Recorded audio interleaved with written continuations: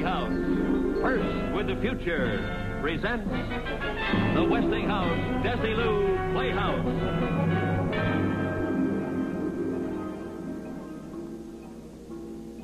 Good evening, ladies and gentlemen, and welcome to another Westinghouse Desilu Playhouse. Tonight, we're going to see a story written by Rod Serling and starring William Bendix. Our story begins in a doctor's office. A patient is sitting there. He walked into this office 9 minutes ago. Once upon a time, there was a psychiatrist named Arnold Gillespie and a patient whose name was Peter Jensen. Mr. Jensen walked into the office 9 minutes ago. It is 11 o'clock, Saturday morning, October 4th, 1958. It is perhaps chronologically trite to be so specific about an hour and a date, but involved in this story is a time element.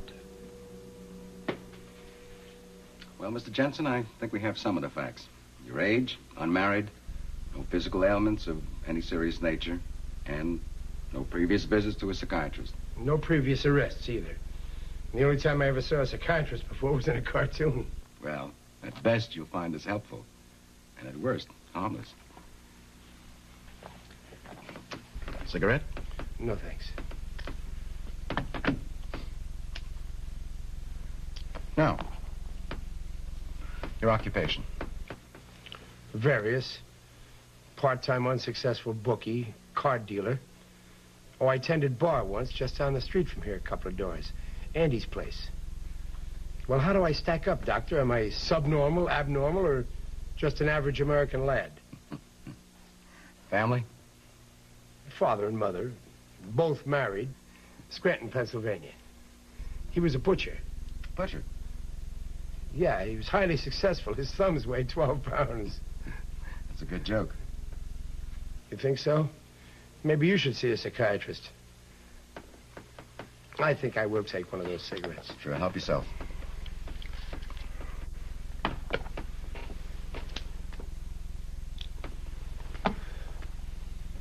Well, you want me to pull up a couch now? Well, not necessarily, if you're comfortable here. Let's start right here.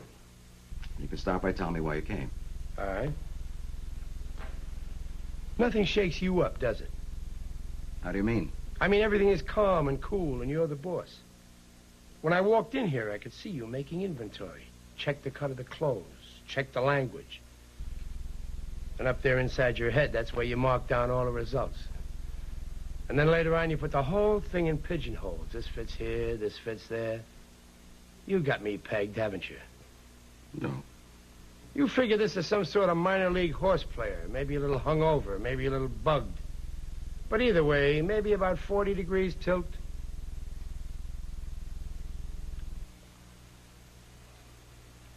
My cigarette went out.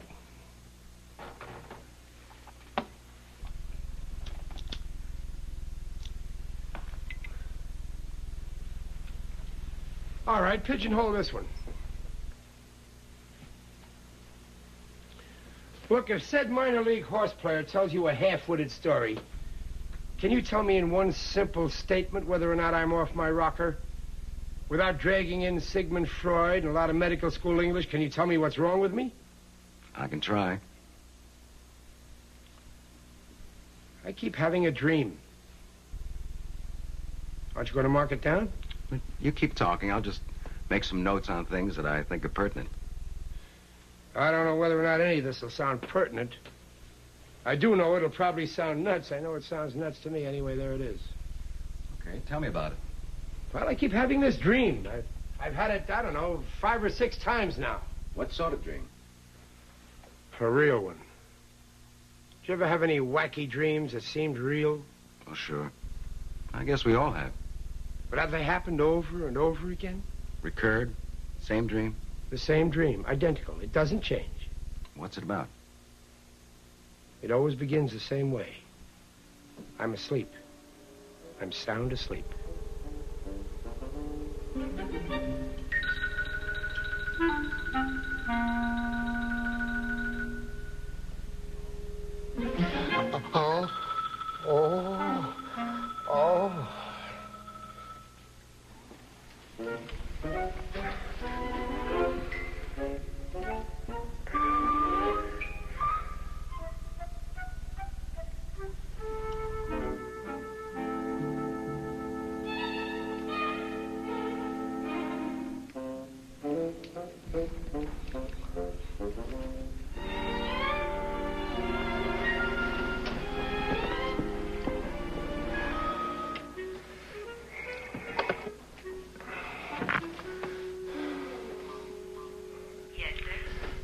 It's 5:06.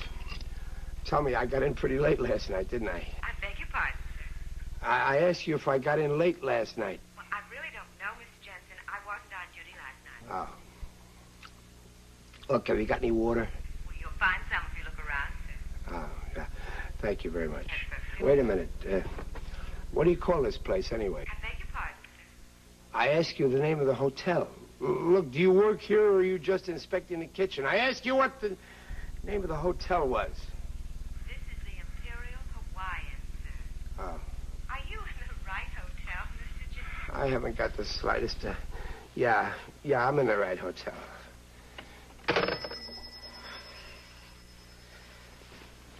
Oh.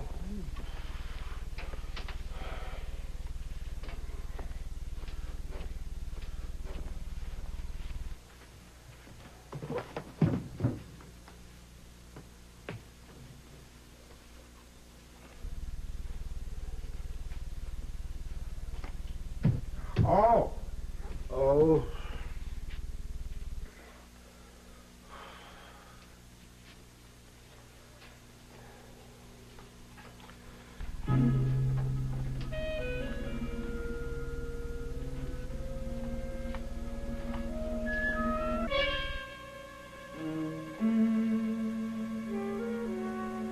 December 6th. Yeah. Late, sir. Do you want me to clean up now? No. Wait a minute, yes. Good morning, sir. Did you sleep well? Mother, that's a moot question. All right, you want to explain the gag now? Excuse me, sir? I asked you if you wanted to explain the gag.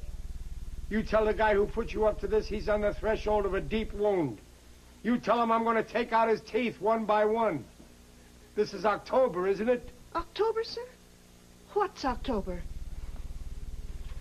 30 days has October. April, June, and November. Remember? This month, it's October, isn't it? October?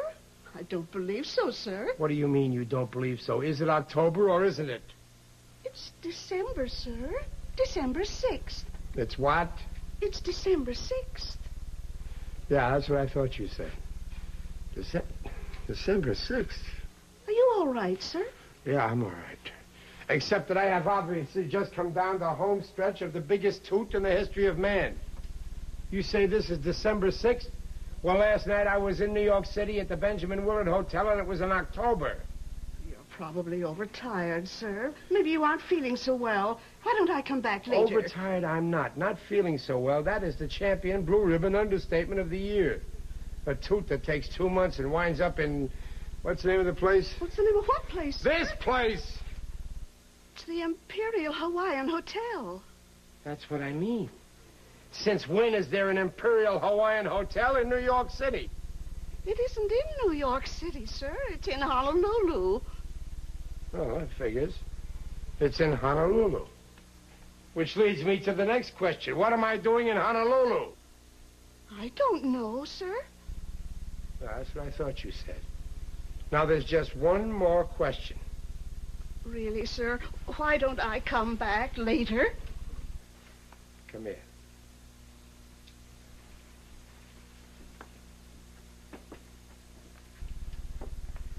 What, sir?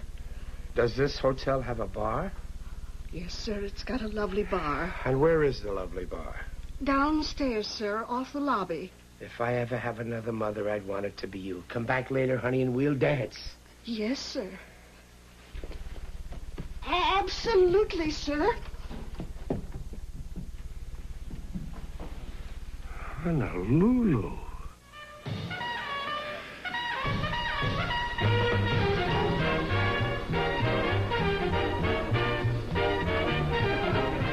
Would you like a table, sir? No, I want to sit at the bar. But there are no seats left at the bar, sir. Look, if the President of the United States came in here and wanted to sit at the bar, you'd have a seat for him, wouldn't you? Well, of course. Well, I guarantee you he won't be here, so I'll just take his seat.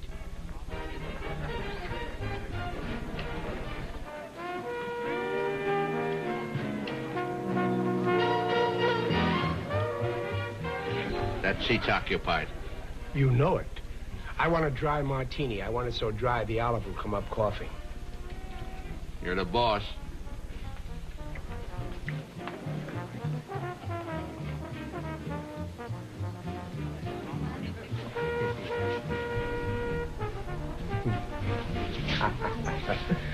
Look, I tell you what you better do. You better just keep them coming. I'm on the last lap of the biggest binge in the world. Rough night, huh? 30 rough nights. Would you believe it? I fell asleep in New York a month ago, and I woke up here this morning.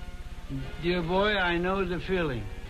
Once I fell asleep at the Dublin airport, and I woke up on a British troop train going into Palestine. And that's my record. 43 days in the arms of Morpheus. Well, bless you. My wife. My drink. Oh, I'm sorry. Oh, that's all right. Think nothing of it. Have you been married long? 1 day, 6 hours, and 12 minutes. Well, I never would have guessed it.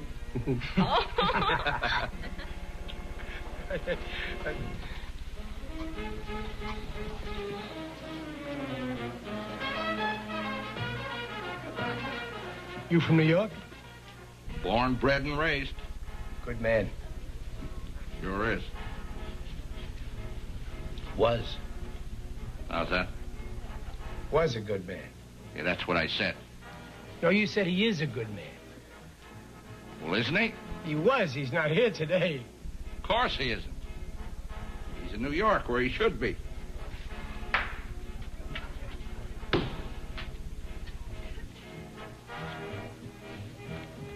You know, you got a nutsy sense of humor.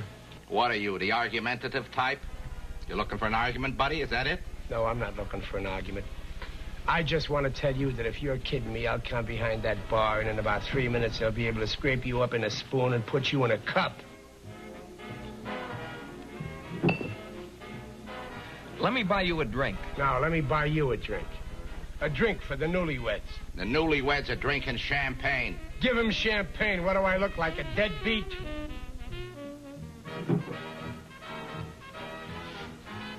To the bride and groom. Long may she wave.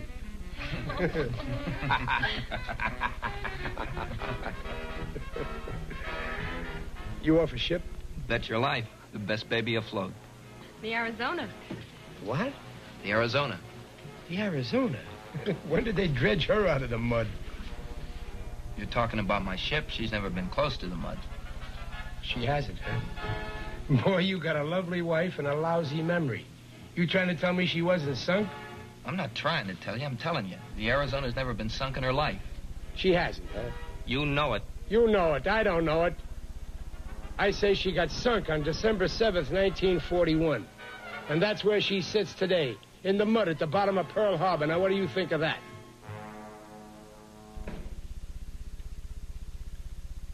What did you say?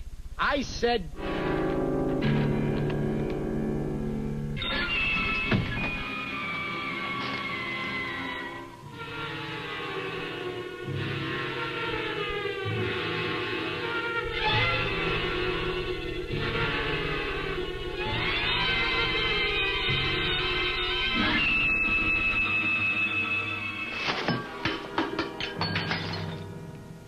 It's not 1941. It's 1958. You hear me? It's 1958. How could it be 1941? It's 1958. How could it be 1941? It's 1958. 1958. Mm-hmm. And the dream ends there, huh? No, it goes on. I see, but up to that point, you say that each dream is identical. Identical. I even remember going to the door of the bar, look out in the street, look at all the cars. 39s, 40s, 41s, no fins or anything. Go on. Now get this. This is probably where I should get on the couch. I don't think this is a dream.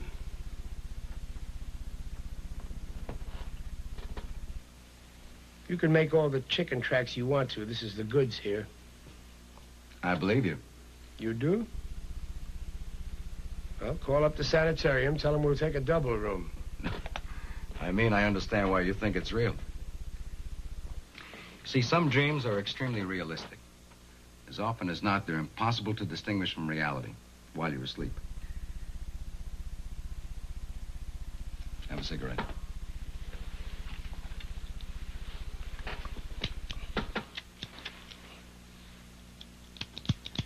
It's run out of fluid. Done quite a bit of smoking here. Now, where were we? You don't get what I'm telling you, do you? It isn't just that it's real while I'm asleep. While I'm telling you this, while I'm standing here telling you this, it's still real. Everything that happens in those dreams, that's real. Go on. Well, it spills the beans, doesn't it? And this is your problem. That's some problem. A guy who dreams things and thinks they're real. Well, as I told you, some dreams are very real. Oh, I've had dreams like everybody else. But a week ago when these things started, I knew that they weren't dreams. You understand? They're not dreams. Well, if they're not dreams, Mr. Jensen, what do you suppose they are? What do you suppose they are? I wake up in a hotel room in Honolulu and it's 1941. But I mean, I really wake up and it's really 1941. Now, wait a minute, Mr. Jensen. You're not trying to tell me... Yes, I am telling you. I'm going back in time.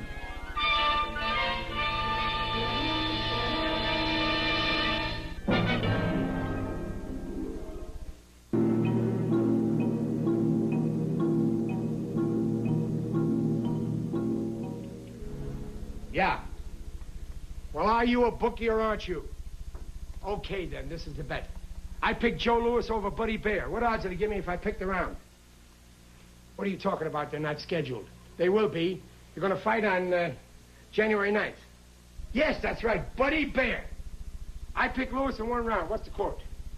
30-1. Come on, boy. Come on. Well, that's better. Okay, I'll take $500. Right. What do you mean, how do I know? I just know, that's all. Right. Say, wait a minute, you got the name right? No, Jenson. Jensen. Peter Jensen, that's right. I'm at the Imperial Hawaiian. Wait a minute. Jensen speaking. Right. I'm the guy. I'll call you back. You want to take a bet on the All-Star game for next year? I'll pick the American League. I spent the next 2.5 hours in a kind of paradise, making bets on sure things. Every race, every prize fight, every football game I can remember happening after December of 1941. I got it figured out that if this crazy stuff goes on at least 6 more months, I'm a shoo-in to collect about $464,000 from a half a dozen soon-to-be impoverished bookies. I'm not scared, you understand. I don't have one idea what I'm doing back here, but as long as I'm back, I figure I'll put it all to good use. Come in. Hi. How are you? I'm fine. How about a drink? My wife asked me to stop by and see how you felt. That was nice of her. I feel great. How about a drink, huh? No, thanks. We're going swimming. She was a little concerned. My wife, I mean. About what? About me? Well, it's just that down at the bar when you saw that paper, you began Oh, that. Well, that was... Well, as a matter of fact, I was going to give you a ring and tell you that I was sorry about that Arizona stuff. You know, the mud and everything. It was nothing personal, you understand. Sure. Good. Let's see, I had the All-Star game, 500. Are you sick? No, I'm all right. Well, what made you say it was 1958? Oh, I guess I was just a little whirly up here. Sure. Well, look, we'll be back about 4 or 5. Maybe you'd like to have a drink with us then if you feel okay, huh? You got a deal. Well, we'll see you later then. Fine. Wait a minute. Yeah? What do you do on the Arizona? Oh, I'm in the engineering section. You work down below, huh? Most of the time. Good job? I like it. Well, I'll see you later then. Yeah, we'll give you a call when we get in. All right.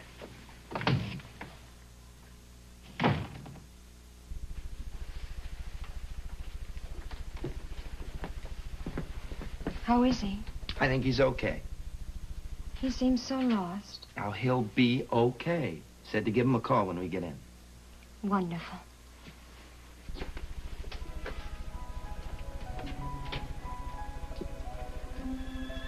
I remember thinking right at this given moment that these are two nice-looking kids. And while I'm watching them, the thought hits me that this is an awfully young and pretty kid to be a widow after just 2 days of being a wife. So right at this moment, I do the only thing I can do. I make a jerk out of myself. I want a Honolulu newspaper. I don't care anyone.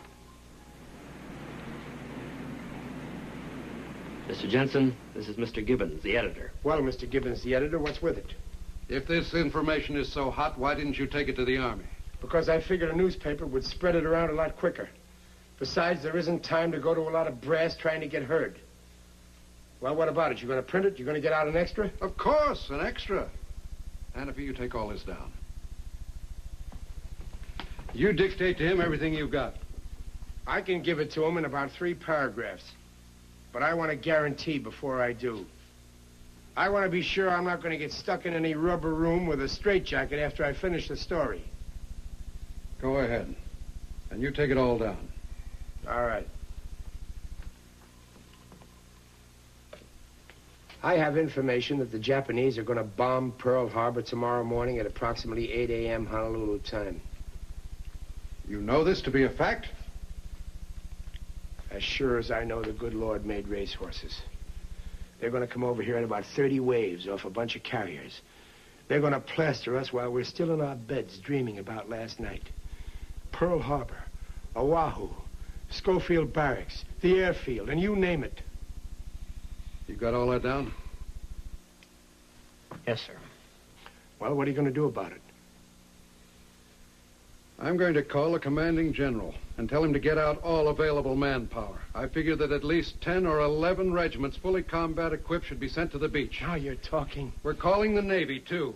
Aircraft carriers will be sent to the area. I figure there should be at least 1,000 planes. That's action, man. That's action. Then I'm going to recommend to the President of the United States that you lead the troops because you're good officer material. Now you're talking my... All right, knock it off. Cut the gag. Now you listen to me. No, you listen. Because I'm going to tell you something, newsboy. Tomorrow morning, you're going to be about 4,000 miles away from any kind of laughing. And you're not going to be able to say that I didn't warn you. Because this is no gag. You're right, it's no gag. Because we're fed up. We've had all we can take for one afternoon. Now, you get out of here peacefully, Mr. Jansen, or I may have to have somebody escort you outside. I can walk out by myself. And if you try to put anybody at my elbows, you're going to have to call in a hospital staff. I don't appreciate that kind of talk. Oh, you don't, huh? You really don't. Well, what do you appreciate, Mr. Gibbons? Maybe you'd appreciate a good smack in the jaw. Something to repay me for my trouble in coming over here and trying to get in to see you. This is going to hurt me worse than it does you, Mr. Jensen. Believe me. I believe you, Mr. Gibbons.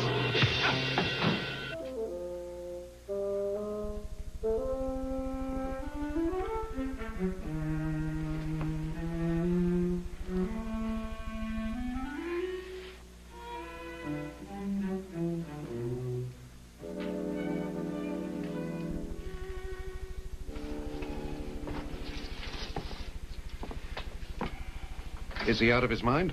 Appears to be sane enough. Well, I'm sorry to call you down here, Doctor, but this character went berserk. It took the whole office to keep him here. I think he ought to be fitted for a jacket. You walk on your lower lip one more time, big shot, and I'll get you out of the newspaper business on a disability pension.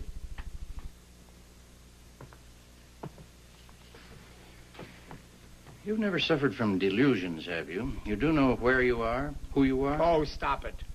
I'm as sane as anybody in this room. And a more incriminating statement I'll probably never make the rest of my life. What is the date today? December 6th. And we're... We're what? We're where? We're in Honolulu, Hawaii. What did you have to eat today, to drink? Nothing. Nothing to eat and precious little to drink. I've spent the whole afternoon wasting my time with these two kooks. Who is the President of the United States? Who's kidding who? You're supposed to be finding out if I'm nuts. Eisenhower. Who did you think it was? U.S. Grant? Who? Who did you say the president was? Of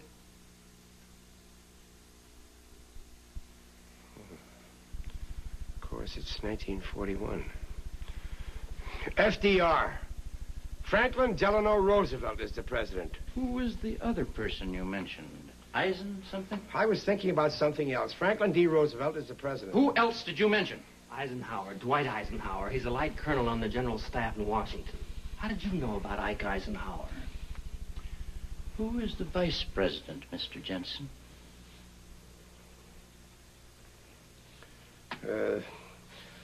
Garner. John Nance Garner. John Nance Garner was the vice president. He isn't any longer. Oh. Well, wait a minute now. Truman. Harry Truman. Of course it's Truman, because when Roosevelt dies, Truman becomes the president. How's that? What's the matter with you guys? Don't you know that Roosevelt dies, and then Truman takes over, and then Eisenhower becomes the president? What's the matter with you guys? What's...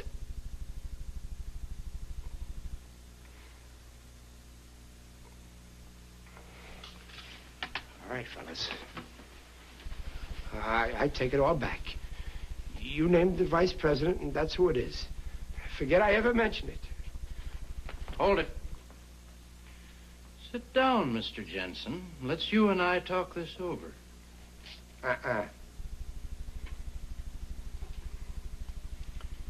Any of you guys know what a Sputnik is? I thought so. Rock and roll? Jet stream? Rocky Marciano? Atomic subs? The Los Angeles Dodgers? Well, buy bonds. Jensen! Jensen!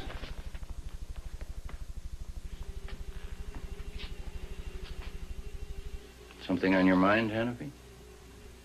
No, nothing, Doc. Except... Except what? There's nothing insane about that man. I didn't say there was.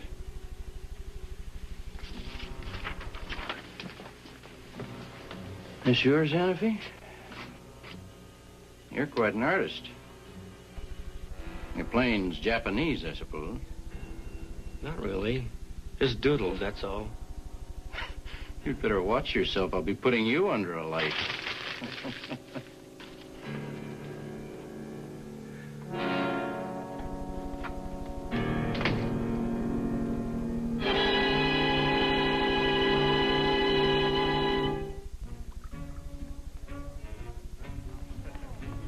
The best laid plans of mice and men and Pete Jensen. I just struck a blow for law and order and missed. So what's left to do? Simple. Nothing. Just sit in a bar feeling that kind of sweet, sad glow that comes with realizing that most people aren't as bright as you are. The next morning, they'd probably all come back and measure me for a brass statue, but it would be too late. I didn't care anymore. But it was kind of a crazy feeling, though, to watch these kids relax over their dates and their drinks when tomorrow morning there'd be a couple of odd thousand of them taking a miserable route through hell to get to heaven.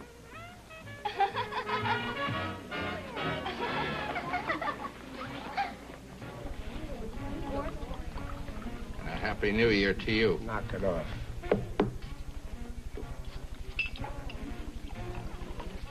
I know how it is, pal. Believe me, I know how it is. Once I tied one on in New Orleans around Mardi Gras time. And I woke up outside the bleacher section of Ebbets Field on St. Patrick's Day. Still in costume. Believe me, I know the problems of which you are exposed. Hi. How about having that drink with us? Oh, yeah. It's a pleasure. No, some other time. Hello. Hi. I'm a little ahead of you.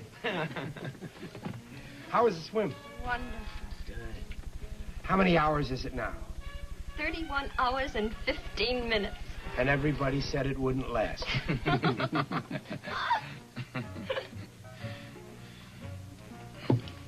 Mr. Jensen? Pete. Pete? Are you all right? Oh, sure, I'm all right. Why?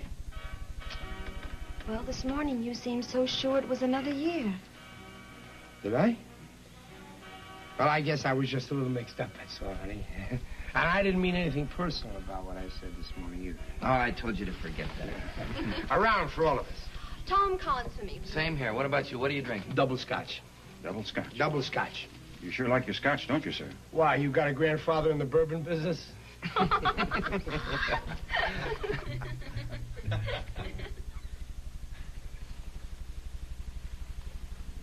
What's the matter? I wasn't kidding this morning. I meant what I said. The Arizona's going to get sunk tomorrow morning. Are we on that again? We're on that again. Look, Lieutenant. Ensign. Ensign, Lieutenant, it doesn't matter. I've got no axe to grind, you understand? Tomorrow morning, I've got every intention of going down into the basement and cuddling up to the furnace and spending the whole day listening to the sirens. You say you're an engineering officer or something. That means you're down near the boilers. Well, I'm telling you that at about 8:20 a.m. tomorrow morning, there won't be any boilers. There won't be any decks. There won't be any ship left. And that goes for a lot of boilers and a lot of decks and a lot of ships. Not to mention handsome young ensigns with new brides. Please, don't talk like that. I've got to talk like that. This is the second half of the story. I know what's going to happen tomorrow. Because tomorrow is December 7th, 1941 to you people. But it's 17 years ago to me. That's right. Last night I was in New York City. It was 1958. It was October. It was 17 years after what it is this very minute. And I've lived through those 17 years, and I know what's going to happen. Look, you're nice kids.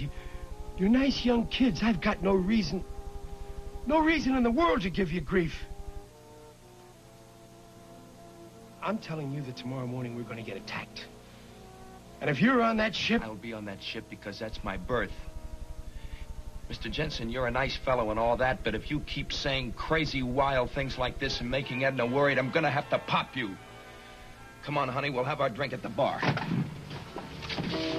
Wait a minute. Hey, you, I don't want no trouble. You want to fight, go out and fight a lamppost. You shut your mouth. All right, what are you going to do about it? You going to stand around holding hands and biting earlobes until this boy goes back to his ship? Because I'm telling you, if he goes back to that ship, he may not be alive at 9 o'clock tomorrow morning. Repeat, he may not be alive tomorrow... I told you I don't want no trouble, you hear me?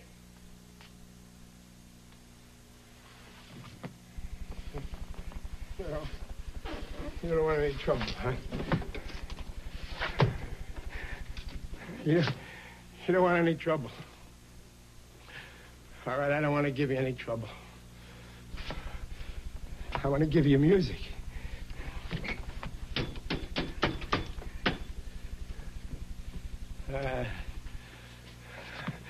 I'll sing songs for you. Songs you never heard before.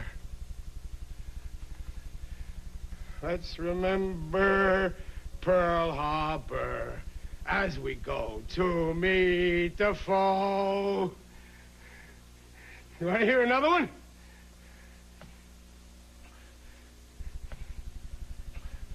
Praise the Lord and pass the ammunition. Praise the Lord and pass the ammunition. Praise the Lord and pass the ammunition, and we'll all stay free. You hear that? That's a song you're all going to be singing. You're all going to sing that in about a week. Because the Japs are going to...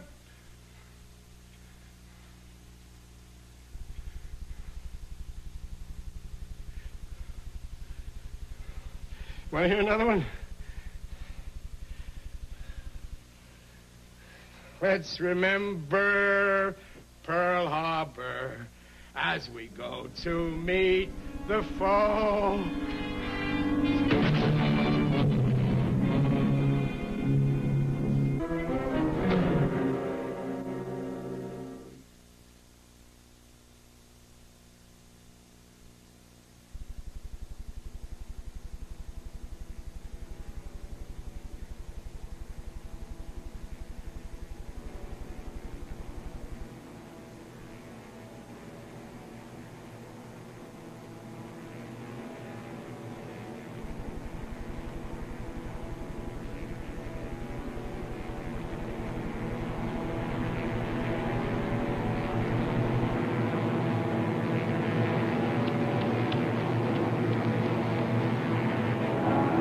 I told you! I told you! I told you! Why wouldn't anybody listen to me? I told you! I told you! I told you! I told you. I told you. I told you. Why wouldn't anybody listen to me?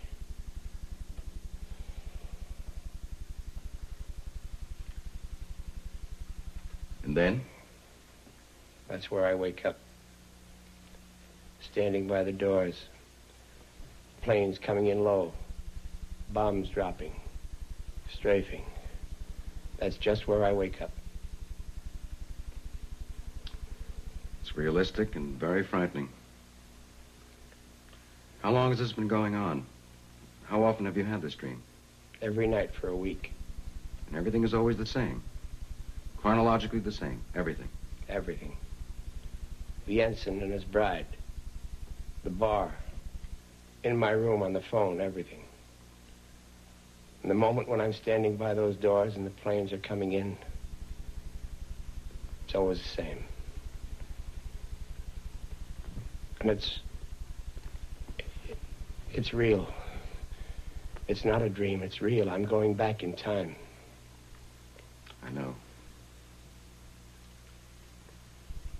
Well, Mr. Jensen, I won't attempt to analyze that dream now, except to say this, that very often you dream with a purpose. Dreams are usually significant to something deep-rooted in a man's subconscious. But very often the subjects that you dream about are not really the things that bother you. They're only symbols of the things that bother you. Look, Doc. Don't try to out-logic me. I'm not trying to pass this off as logic. I just know what I know. I'm going back in time. I can't give you an explanation. I thought maybe you could give me one. And I'll tell you something else. When I'm standing by those doors and the planes are coming in, that's where I wake up. But even after I wake up, when I'm lying in bed thinking about it, I know the dream shouldn't have ended there. It should have gone on beyond that. One of these nights, it will go on beyond that. And you have no idea what might transpire in that moment beyond that? No.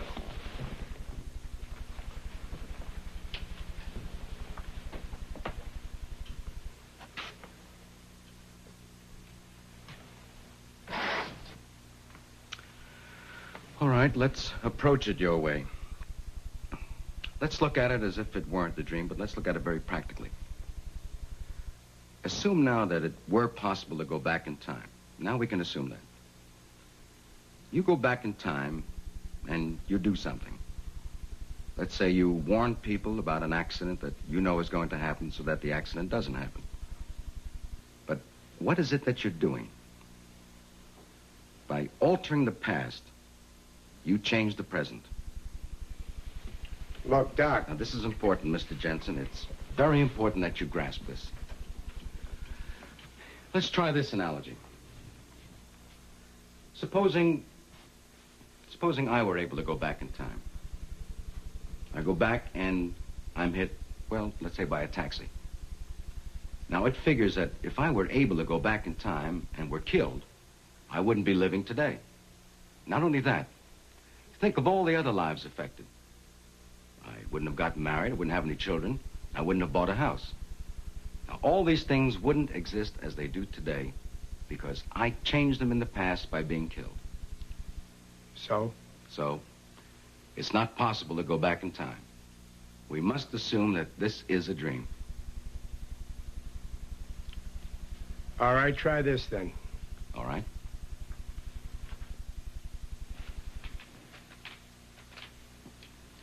I've never been in Honolulu in my whole life before, except during that dream. So, after the first couple of times I dreamed this, Take your time. Well, I decided I'd put it to a test. I knew the ensign's last name. It was an odd one, Janoski. He told me that he and his girl had come from a little town called White Oak, Wisconsin. I placed a call there. There was only one Janoski in the book. A woman answered the phone. She told me she was his mother. I told her that I was an old friend of his from Honolulu, and I asked, was he there? And then? And then she told me that her son and his wife were killed in Honolulu on December 7th, 1941. He went down with the Arizona. She was shot down near King Street by a plane strafing.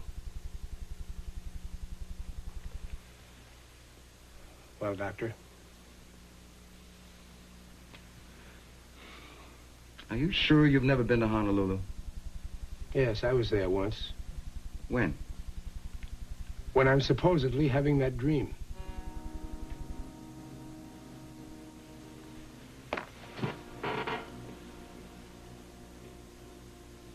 All right, Doc, tell me.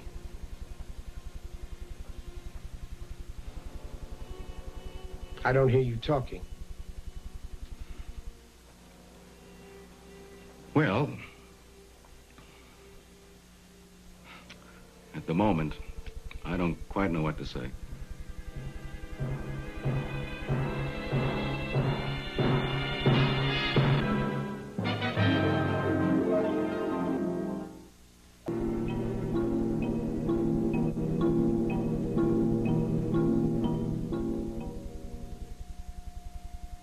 Dr. Gillespie's patient lay on the couch almost in a stupor.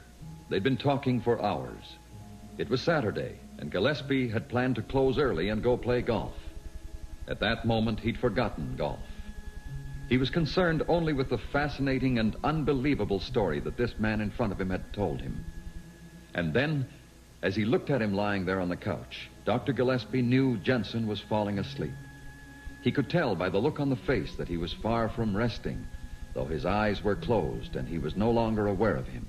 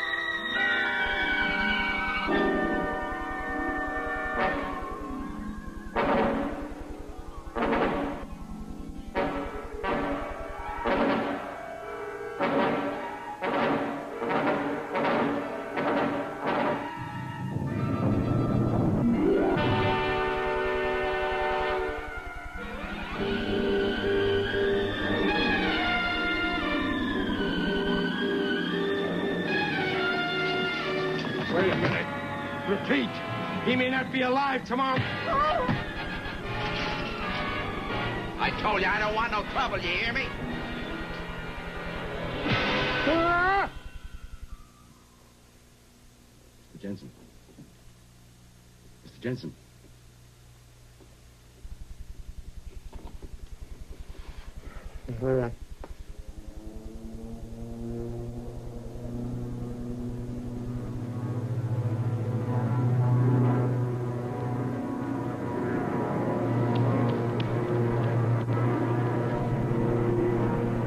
told you. I told you. I told you. Why wouldn't anybody listen to me? I told you. I told you. I told you.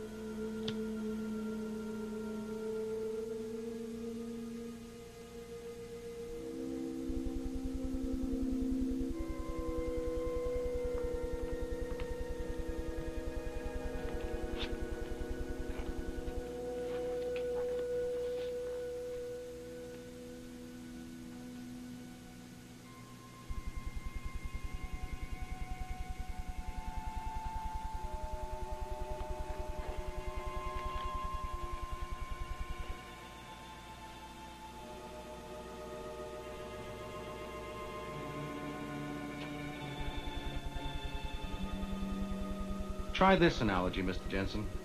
Supposing I were to go back in time and I were to be hit, say, by a taxi. Now, it figures that if I went back in time and were killed, I shouldn't be living today.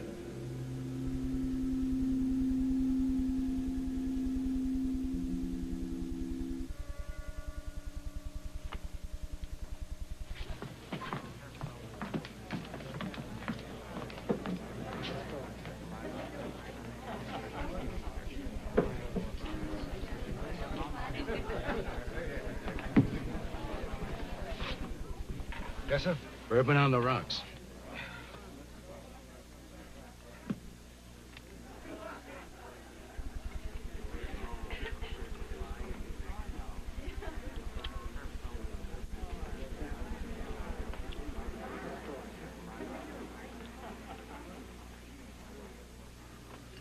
Bourbon on the rocks.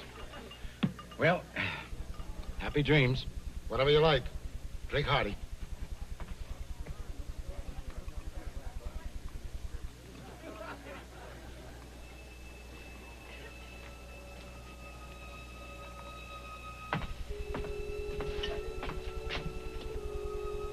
Something wrong? No. Who's the guy in the picture? Who, him? No, the other picture. Oh, that's Pete Jensen. He used to tend bar here. No? Jensen? No. Just looked familiar, that's all. Where's he now? He's dead. He was killed at Pearl Harbor.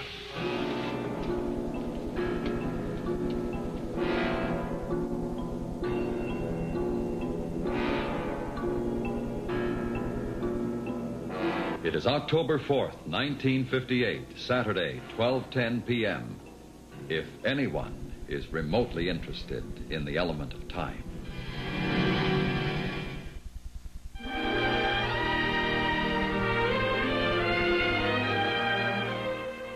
You're watching an all-night sneak preview of Nick at Night's TV Land, the new 24-hour network. If you like what you see, call your cable company and tell them to add this channel to your service.